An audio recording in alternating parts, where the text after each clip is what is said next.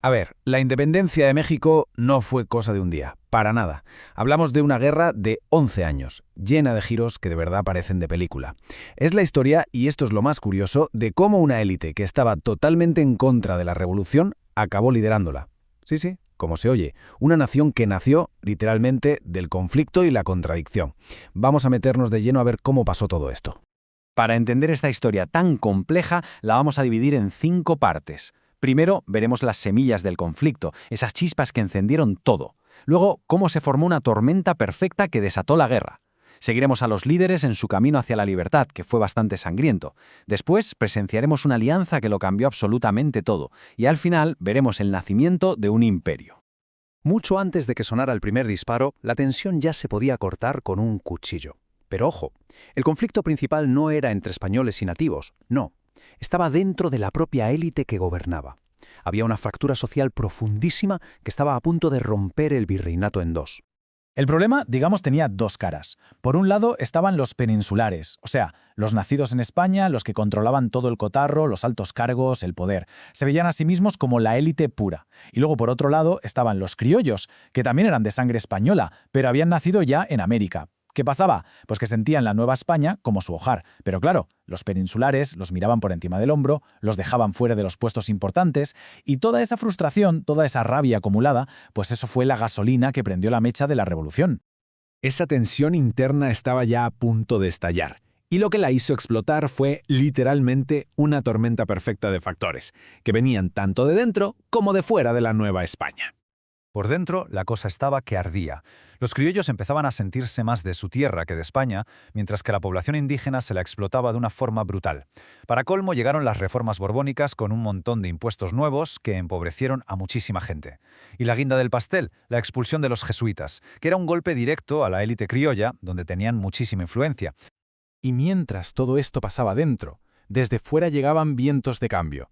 Las ideas de libertad de la Ilustración, el exitazo que tuvo la independencia de Estados Unidos, el terremoto que fue la Revolución Francesa, todo eso inspiraba a los que querían un cambio.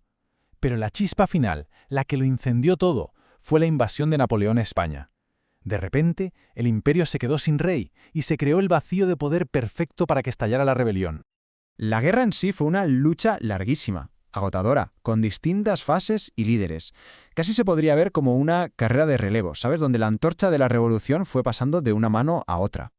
La historia de la guerra se puede contar a través de sus líderes. Todo empieza con la chispa caótica de Hidalgo, luego coge forma con la visión política de Morelos. Se mantiene viva, a duras penas gracias a la resistencia de Guerrero. Y lo más increíble de todo es que la termina consumando su antiguo enemigo, Iturbide. Y todo empieza aquí. En la madrugada del 16 de septiembre, el cura Miguel Hidalgo da su famoso grito de dolores, un llamado a las armas que no solo pedía la independencia, sino también justicia social. Y con ese grito oficialmente arranca la guerra. Con el grito de Hidalgo, el tablero de juego quedó claro.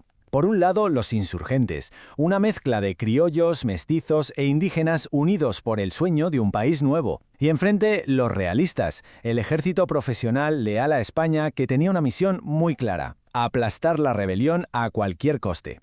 El liderazgo de Hidalgo fue como un fogonazo, intenso pero muy breve. Consiguió victorias importantes y, ojo, dictó un decreto histórico que abolía la esclavitud. Pero su ejército, aunque era enorme, era muy indisciplinado, y al final fue derrotado. Hidalgo fue traicionado, capturado y ejecutado. Y así terminó, de forma trágica, la primera etapa de la guerra. Con la muerte de Hidalgo, parecía que todo se había acabado. Pero de esas cenizas surgió una nueva figura: José María Morelos, un líder con una visión estratégica y política muy superior.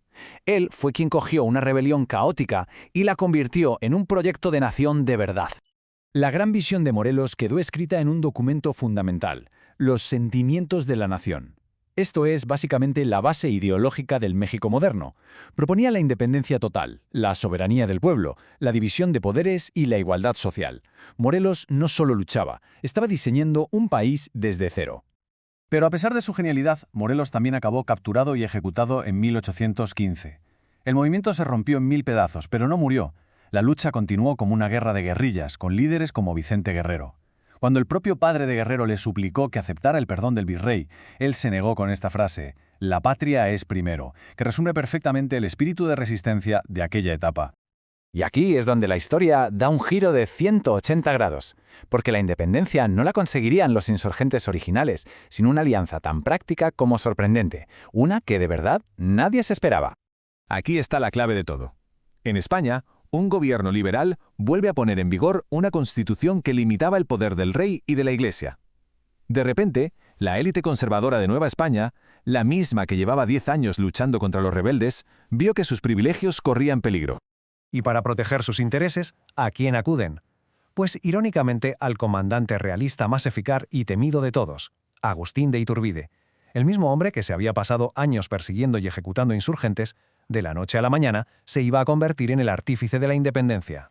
O sea, pongámonos en situación. Por un lado, Guerrero, que luchaba por una república libre. Por el otro, Iturbide, que defendía a capa y espada a la monarquía española. Dos enemigos mortales que, sin saberlo, estaban a punto de sellar el destino de México juntos. Iturbide, en lugar de enfrentarse a Guerrero, le propone una alianza. Y este pacto, que ha pasado a la historia como el abrazo de Acatempan, es el momento decisivo, el punto de inflexión. Los dos ejércitos enemigos se unen. Y claro, la balanza de poder se inclina de forma definitiva. De esta unión nace el Ejército Trigarante, o de las Tres Garantías. Su plan fue un golpe maestro.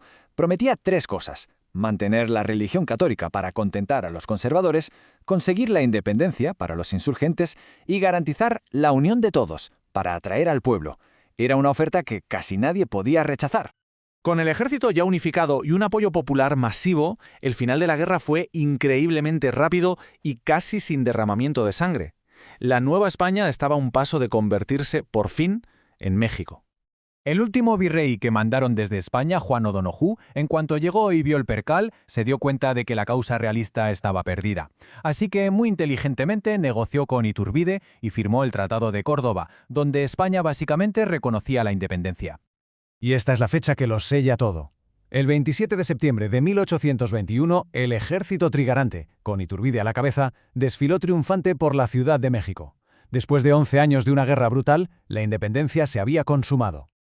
Se había logrado la independencia, sí. Pero, claro, la nueva nación había nacido de una alianza de conveniencia. Una unión entre liberales y conservadores, entre antiguos enemigos con ideas totalmente opuestas sobre cómo debía ser el país. La pregunta que quedaba en el aire era: ¿cuánto tiempo podía durar esa frágil unidad?